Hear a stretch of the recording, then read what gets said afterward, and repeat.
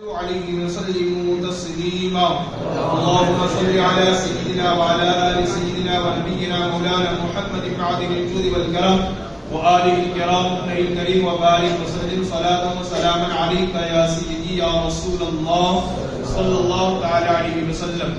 حضرات گرامی، اللہ رب العالمین خدائے وحدہ لا شریک کا بے پناہ شکر اور احسان ہے کہ اللہ پاک نے اپنے پیارے حبیب صلی اللہ علیہ وسلم کے نارن پاک کے صدقے ہمیں اور آپ کو تراویح کی نماز باجماعت ادا کرنے کی توفیق عطا فرمائی، اور آج کی اس بابرکت محفل میں بیٹھ کر قرآن پاک کا درس سننے کا اللہ نے ہمیں اور آپ کو موقع عطا فرمایا۔ اللہ پاک ہم سب کی اس حاضری کو اپنی بارگاہ میں قبول و مقبول فرمائے۔ اللہ تعالیٰ ارشاد فرماتا ہے پارہ نمبر 4 میں، لن تنالوا البر حتى تنفقوا مما تحبون، لوگوں تم ہرگز بھلائی کو نہ پہنچو گے جب تک رائے خدا میں اپنی پیاری چیز خرچ نہ کرو۔ وما تنفقوا من شيء فإن الله به عليم، اور تم جو کچھ خرچ کرو اللہ کو سب کچھ معلوم ہے۔ کیا مطلب؟ یعنی انسان نیکی اسی وقت کما سکتا ہے، انسان اپنے دامن میں نیکیاں اسی وقت جمع کر سکتا ہے جب وہ اپنی محبوب اور پسندیدہ چیز اللہ کی راہ میں خرچ کرے، صدقہ کرے۔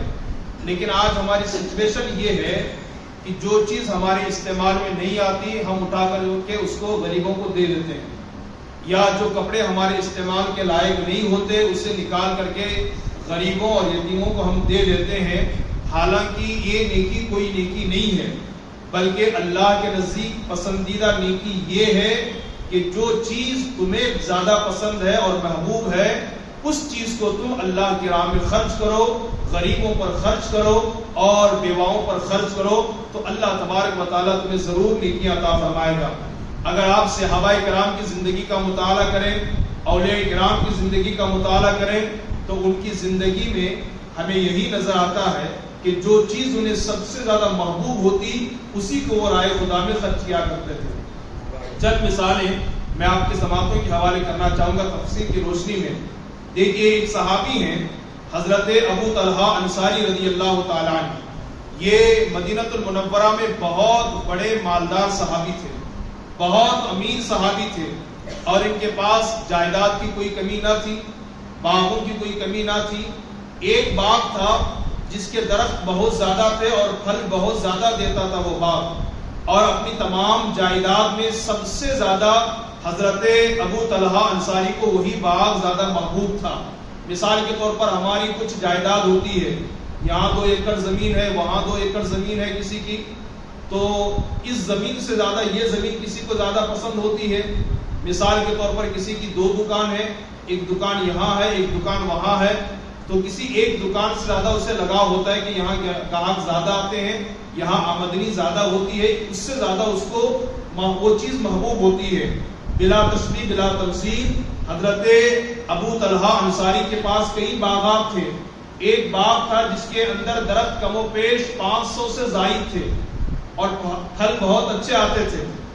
اپنی تمام جائیداد میں حضرت ابو طلحہ انصاری رضی اللہ تعالیٰ عنہ کو وہ باغ سب سے زیادہ محبوب تھا، سب سے زیادہ پسندیدہ تھا۔ جب یہ آیت کریمہ نازل ہوئی کہ اللہ نے فرمایا تم میں سے کوئی بھی شخص ہرگز نیکی کو نہیں پا سکتا جب تک اپنی محبوب چیز اللہ کی راہ میں خرچ نہ کرے، یہ آیت جیسے حضرت ابو طلحہ انصاری کے کانوں سے ٹکرا گئی، آپ فوراً حضور کی بارگاہ میں آتے ہیں، سلام عرض کرتے ہیں اور عرض کرتے ہیں یا رسول اللہ صلی اللہ علیہ وسلم، میرے کئی باغات ہیں اور میری کئی جائیداد ہیں، ان تمام جائیداد اور تمام باغات میں سب سے زیادہ مجھے جو محبوب باغ ہے وہ یہ ہے، اور اس کو میں اللہ کی رضا کے لیے رائے خدا میں خرچ کرنا چاہتا ہوں، صدقہ کرنا چاہتا ہوں۔ جب صحابی حضرت ابو طلحہ انصاری نے یہ کہا، سرکار دو عالم صلی اللہ علیہ وسلم نے ان کے لیے مبارک مبارک کہا، خوش ہو کر کے سرکار دو عالم صلی اللہ علیہ وسلم نے مسرت کا اظہار فرمایا، خوشی کا اظہار فرمایا۔ پھر سرکار نے فرمایا اے ابو طلحہ انصاری، جاؤ اپنے اس باغ کو اپنے غریب رشتہ داروں میں تقسیم کر دو۔ کیا بات سمجھ میں آئی؟ اللہ والوں کا حال یہ تھا، صحابہ کرام کا حال یہ تھا کہ جو چیز انہیں سب سے زیادہ محبوب ہوتی اسی کو رائے خدا میں خرچ کیا کرتے تھے۔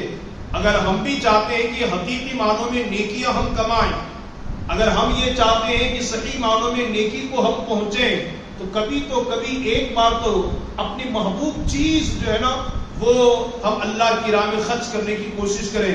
اللہ نے تاکید کے ساتھ فرمایا تم میں سے کوئی ہرگز نیکی کو نہیں پہنچ سکتا جب تک کہ اپنی پسندیدہ چیز وہ راہ خدا میں خرچ نہ کرے۔ اسی طرح ایک اور حدیث پاک اور واقعہ میں آپ کے سماعتوں کے حوالے کروں۔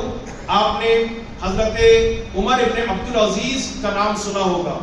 حضرت عمر ابن عبدالعزیز یہ خلیفہ رہ چکے ہیں، خلیفۃ المسلمین رہ چکے ہیں، امیر المؤمنین رہ چکے ہیں، بہت بڑے عالم دین ولی کامل گزرے ہیں۔ یہ ہمیشہ جو ہے شکر منگواتے دکان سے اور لوگوں میں خیرات کرتے، شکر منگواتے اور لوگوں میں خرچ کرتے۔ کسی نے ان سے کہا حضور شکر دینے کی بجائے آپ پیسہ کیوں نہیں دیتے لوگوں کو؟ تو آپ نے یہ جواب میں ارشاد فرمایا لوگوں کیا تم نے قرآن نہیں پڑھا؟ قرآن میں سورہ آل عمران میں میرا رب فرماتا ہے کہ تم میں کوئی بھی نیکی کو اس وقت تک نہیں پہنچ سکتا جب تک اپنی پسندیدہ اور محبوب چیز راہ خدا میں وہ خرچ نہ کرے، اور مجھے پیسوں سے زیادہ محبوب اور پسندیدہ چیز شکر ہے جس کی وجہ سے میں اسے راہ خدا میں خرچ کرتا ہوں، اسے میں راہ خدا میں خرچ کرتا ہوں۔ اسی طرح اور آپ دیکھیں حضرت عمر ابن خطاب رضی اللہ تعالی عنہ، حضرت عمر ابن خطاب کو کون نہیں جانتا، خلیفہ دوم ہیں۔ میرے نبی نے فرمایا آسمان کے ستاروں کی تعداد کے برابر اگر کسی کی نیکیاں ہیں تو وہ جناب عمر ابن خطاب کی نیکیاں ہیں۔ میرے نبی نے فرمایا اگر میرے بعد نبی ہونا ممکن ہوتا، حالانکہ اب نبی کے بعد کوئی نبی تو نہ ہوگا، لیکن آقا فرماتے ہیں کہ اگر میرے بعد کسی کا نبی ہونا ممکن ہوتا تو کوئی اور نبی نہ ہوتا بلکہ عمر ابن خطاب نبی ہوتا۔ وہ عمر ابن خطاب کہ جو آج بھی میرے آقا کے قدموں میں آرام فرما ہے، اللہ اکبر کبیرہ۔ حضرت عمر ابن خطاب رضی اللہ تعالی عنہ نے حضرت ابو موسیٰ اشعری رضی اللہ تعالیٰ عنہ کو ایک خط لکھا کہ تم میرے لیے ایک باندی خرید کر کے بھیج دو۔ باندی کا مطلب ہوتا ہے نوکرانی۔ حضرت عمر ابن خطاب نے خط لکھا کس کو؟ حضرت ابو موسیٰ اشعری رضی اللہ تعالیٰ عنہ کو کہ تم ایک باندی خرید کر میرے پاس بھیج دو۔ حضرت ابو موسیٰ اشعری رضی اللہ تعالیٰ عنہ نے ایک باندی خرید کر کے بھیج دیا عمر ابن خطاب کی بارگاہ میں۔ وہ باندی بڑی حسین اور بڑی خوبصورت تھی اور بہت زیادہ محبوب اور پیاری تھی حضرت عمر ابن خطاب کو۔ آپ نے اللہ کے رضا کے لیے جیسے وہ آپ کے پاس آئی فوراً آپ نے اسے آزاد کر دیا۔ کیا کر دیا؟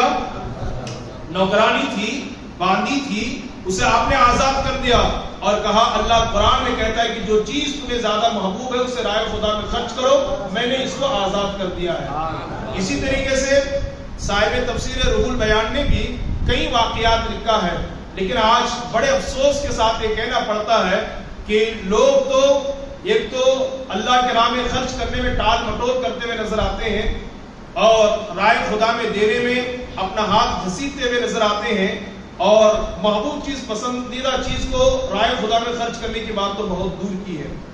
حالانکہ ہمیں یہ سوچنا چاہیے ہمارے پاس جو کچھ دولت ہے، چاہے وہ سونے کی شکل میں ہو، چاہے چاندی کی شکل میں ہو، چاہے دکان اور مکان کی شکل میں ہو، چاہے کاروبار کی شکل میں ہو، یہ سب اللہ کی عطا ہے۔ اللہ کی عطا سے ہم امیر بنے ہوئے ہیں، اللہ کی عطا سے ہم 2 دکان کے مالک ہیں، اللہ کے فضل سے ہم 2 ایکڑ زمین کے مالک ہیں، اللہ کی عطا سے ہم کاروباری ہیں۔ اگر میرا رب نہ چاہے تو ہم امیر نہیں بن سکتے، اگر میرا رب نہ چاہے تو ہمارے پاس دولت نہیں ہو سکتی، اس لیے کہ اس کی مشیت، اس کی چاہت کے بغیر کچھ نہیں ہوتا۔ امیری، غریبی، عزت، ذلت سب اس کے دست قدرت میں ہے۔ لیکن آج بڑے افسوس کے ساتھ کہنا پڑتا ہے میرے وہ بھائی، میرے وہ امیر حضرات جن پر زکوٰۃ واجب ہوتی ہے، فرض ہوتی ہے، وہ زکوٰۃ تک نہیں نکالتے۔ کسی پر 25,000 زکوٰۃ ہوتی ہے تو 2,000 نکال کر کے دے دیا، کسی پر 50,000 زکوٰۃ ہوتی ہے 10,000 نکال کر کے بھیج دیا، باقی 40,000 کھا گئے۔ جتنا ضروری ہے وہ بھی نہیں نکالتے۔ پسندیدہ چیز تو قربان کرنے کی بات درکنار ہے، حالانکہ سب جانتے ہیں اللہ کی راہ میں دینے سے مال گھٹتا نہیں ہے بلکہ بڑھتا ہے۔ صاحب تفسیر نعیمی لکھتے ہیں اپنی کتاب میں کچھ چیزیں ایسی ہیں کہ خرچ کرنے سے بڑھتی ہیں اور جمع کرنے سے ختم ہوتی ہے۔ مثال دیتے ہوئے آپ فرماتے ہیں کنویں کا پانی ہے، اگر اسے بار بار نہ نکالا جائے تو کنویں کا پانی بدبودار ہو جائے گا، گندا ہو جائے گا۔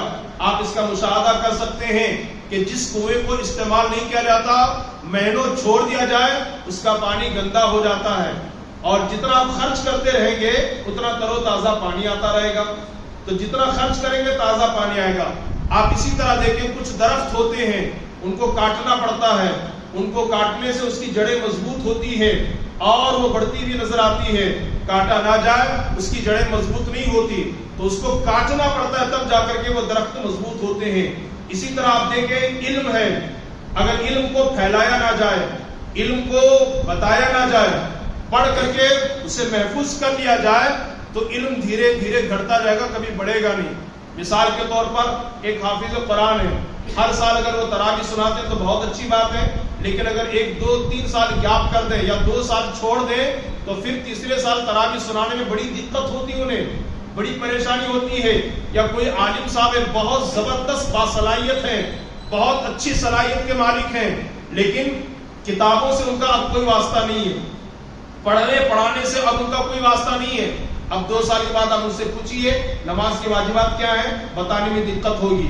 آپ ان سے پوچھئے کن کن چیزوں سے نماز ٹوٹتی ہے اور کن چیزوں سے نہیں ٹوٹتی ہے، بتانے میں پریشانی ہوگی۔ چونکہ 2 3 سال تک کتابوں سے ان کا کوئی واسطہ نہیں رہا، اگر اسے بار بار خرچ کیا جائے، بار بار بولا جائے تو علم بڑھتا جائے گا۔ ایسے ہی صاحب تفسیر نعیمی فرماتے ہیں دولت بھی ہے، دولت کو جتنا خرچ کرو گے اللہ تبارک و تعالیٰ اس میں اتنی برکت عطا فرمائے گا۔ یہاں پر مجھے معانی ایک واقعہ یاد آتا ہے، اگر آپ سننا چاہیں۔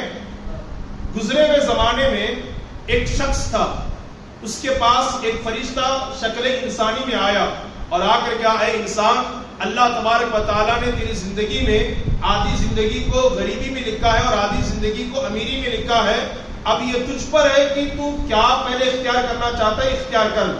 امیری چاہے تو پہلے امیری مل جائے گی ورنہ غریبی۔ تو اس نے کہا کہ میں اپنی بیوی سے مشورہ کیوں نہ کر لوں؟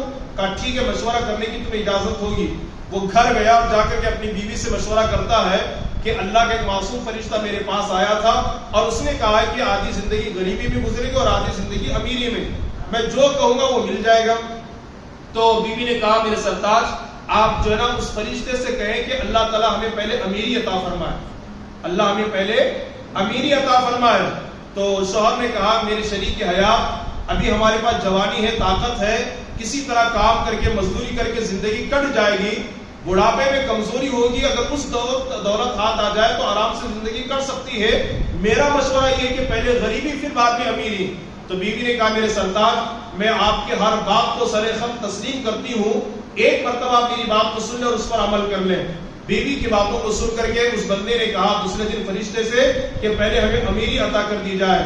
اب جب ان کو امیر اللہ نے بنا دیا تو بیوی نے اپنے شوہر سے کہا، میرے سرتاج، اب اگر پوری زندگی آپ امیر بن کر کے رہنا چاہتے ہیں تو ایک کام کریں کہ ہمیشہ اللہ کی راہ میں اپنی دولت کو خرچ کر دیا کریں۔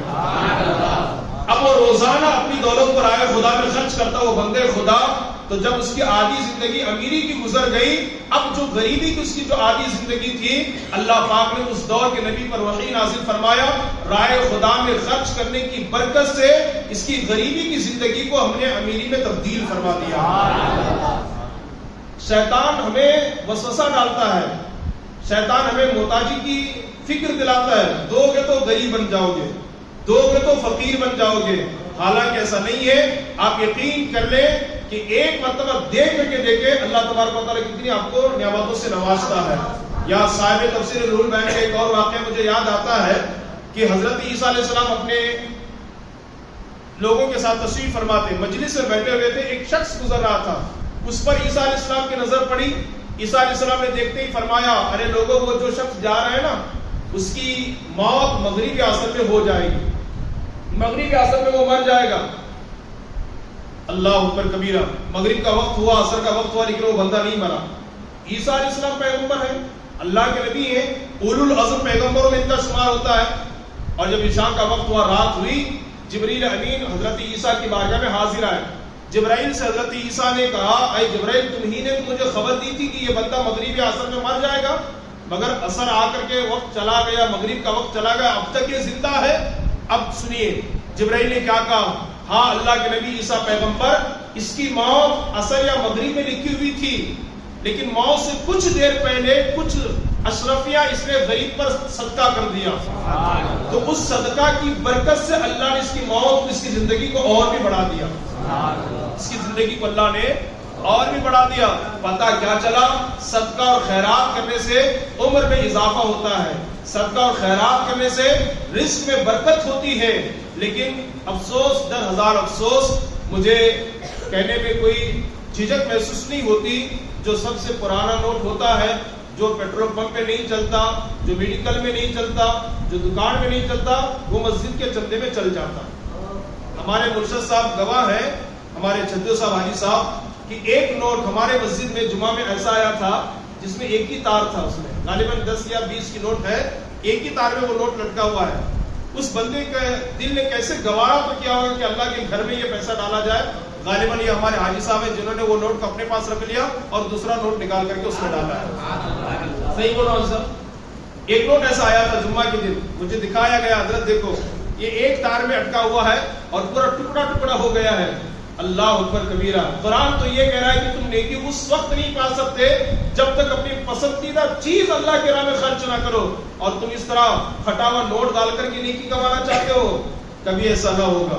اس لیے اگر نیکی کمانا چاہتے ہو، اپنی محبوب چیز کو، پسندیدہ چیز کو راہ خدا میں خرچ کیجیے۔ رمضان آ رہا ہے نا، چاند رات کو سب بازار میں ہوتے ہیں، حالانکہ اس وقت ہمیں اللہ کے گھر میں بیٹھ کر کے اللہ کی عبادت کر کے ہمیں بدلہ لینا چاہیے۔ آپ اس وقت 2000 روپے کا کپڑا اپنے لیے خریدتے ہیں نا، تو اپنے ساتھی کو جو غریب ہے کم سے کم 1000 روپے کا کپڑا اس کے لیے بھی خرید کر کے دیا کریں۔ انشاءاللہ اس کے دل سے ایسی دعا نکلے گی کہ آپ کی قبر منور بھی ہوگی اور آخرت بھی آپ کی کامیابی سے ہمکنار ہو جائے گی۔ اللہ تبارک و تعالی ہمیں اور آپ کو اپنی پسندیدہ چیز اس کی راہ میں خرچ کرنے کی توفیق عطا فرمائے۔ اللہ تبارک و تعالی ہمیں اور آپ کو اس کی راہ میں اپنی دولت کو لٹانے اور خرچ کرنے کی توفیق عطا فرمائے، اور اللہ آج کے ہمارے اس محفل کو اپنی بارگاہ میں قبول فرمائے۔ ایک اور آخری بات، آج ہمارے پیارے نبی کی پیاری بیٹی سیدتنا فاطمہ الزہرا رضی اللہ تعالی عنہا کی تاریخ مثال ہے۔ ایک دو تین جملے ان کے بارے میں بھی ہم کہہ کر کے برکتیں حاصل کر لیتے ہیں۔ یاد رکھیں، ہم جس نبی کا کلمہ پڑھتے ہیں نا، اس نبی کی کل 4 بیٹیاں ہیں، حضرت بی بی زینب، حضرت بی بی رقیہ، حضرت بی بی ام کلثوم اور حضرت بی بی فاطمہ رضی اللہ تعالیٰ عنہ۔ چاروں بیٹیاں حضور کی ہیں، لیکن چاروں میں سب سے زیادہ پرہیزگار، متقی اور بلند رتبے والی حضور کی جو سب سے زیادہ محبوبہ ہے وہ حضرت بی بی فاطمہ رضی اللہ تعالیٰ، بی بی فاطمہ رضی اللہ تعالیٰ۔ آپ ذرا دیکھیں، کچھ لوگ کہتے ہیں عیسیٰ کی ماں مریم کا مقام بہت اونچا ہے، لیکن ہم کہتے ہیں یقیناً عیسیٰ کی ماں مریم کا مقام بہت بلند و بالا ہے۔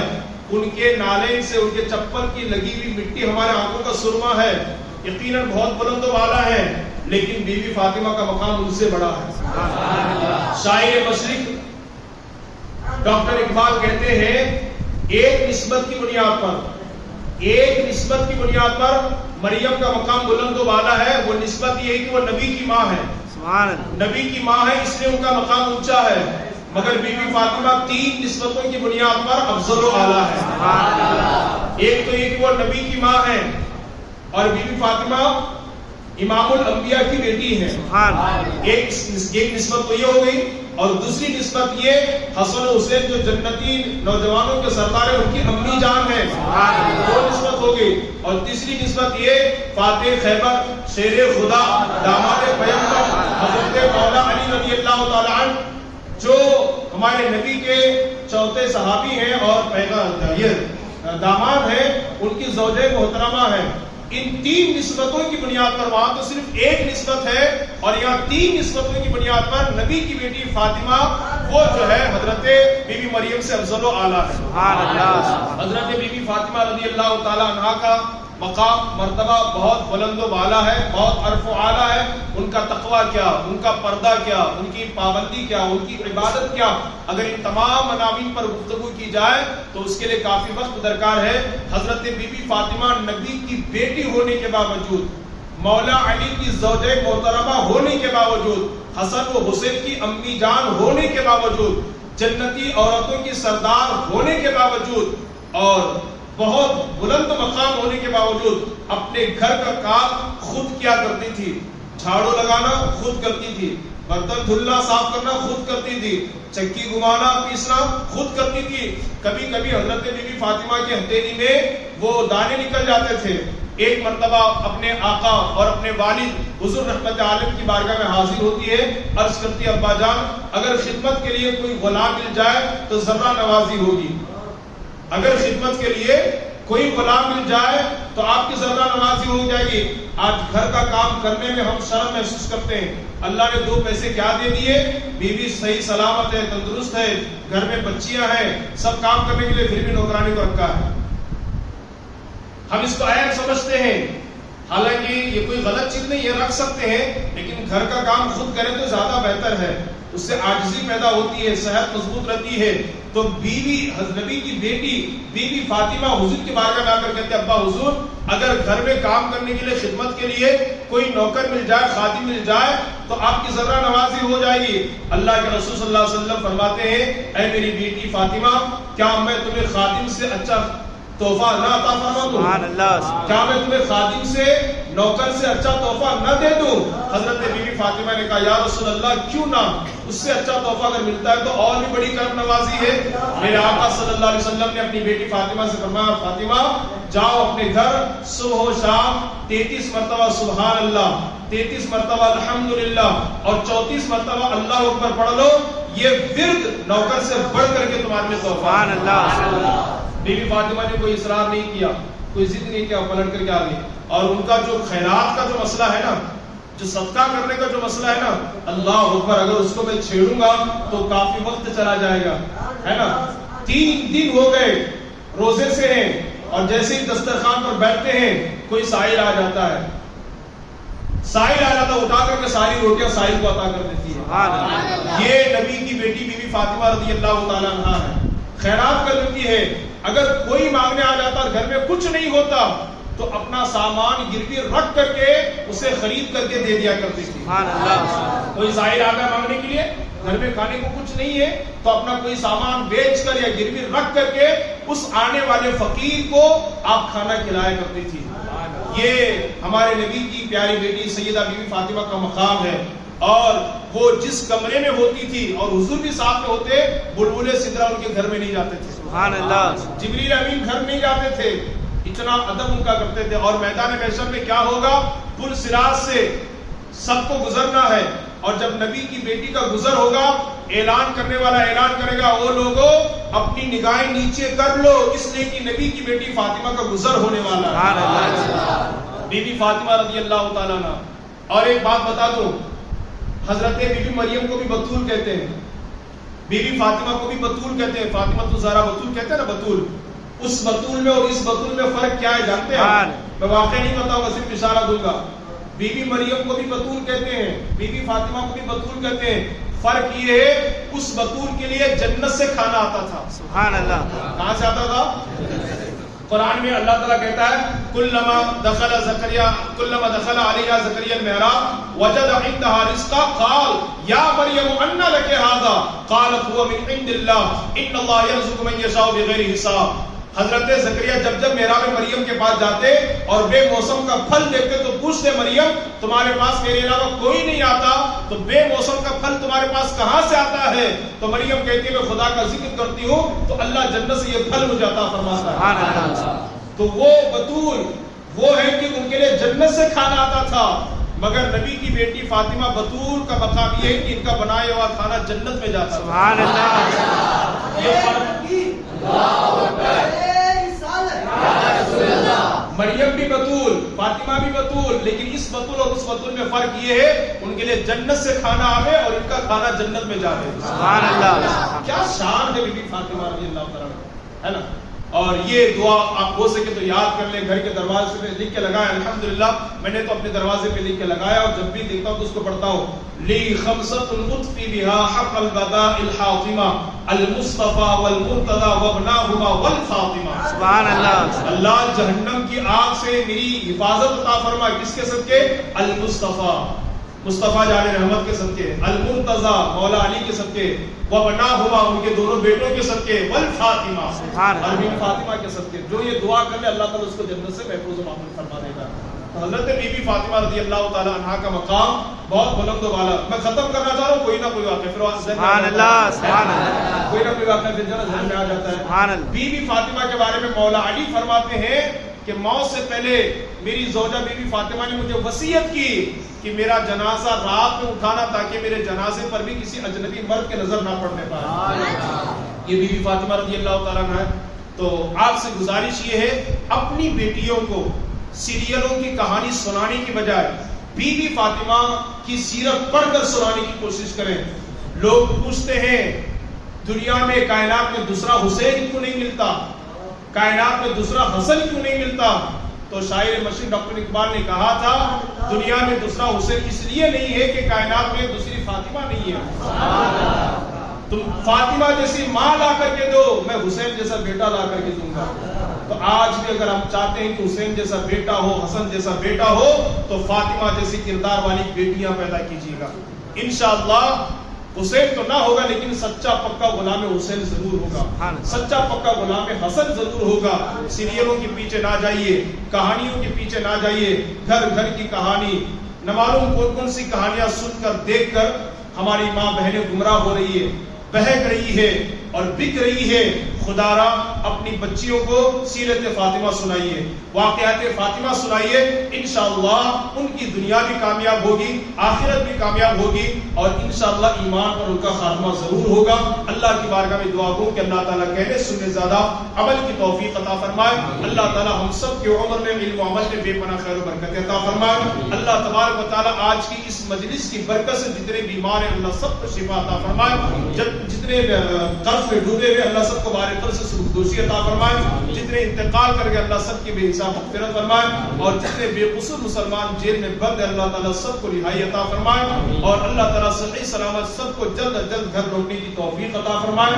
اللہ تبارک و تعالیٰ ہم سب کو پیار، محبت، اتحاد اور اتفاق کے ساتھ زندگی گزارنے کی توفیق عطا فرمائے، بڑوں کی عزت کرنے، چھوٹوں پر شفقت کرنے کی اللہ توفیق عطا فرمائے۔ اللہ تعالیٰ حضرت مستان شاہ عربی مدرسے کو خوب عروج عطا فرمائے، وہاں پڑھنے والے تمام طلباء کو علم نور عطا فرمائے۔ وما علینا الا البلاغ۔ السلام علیکم ورحمۃ اللہ وبرکاتہ۔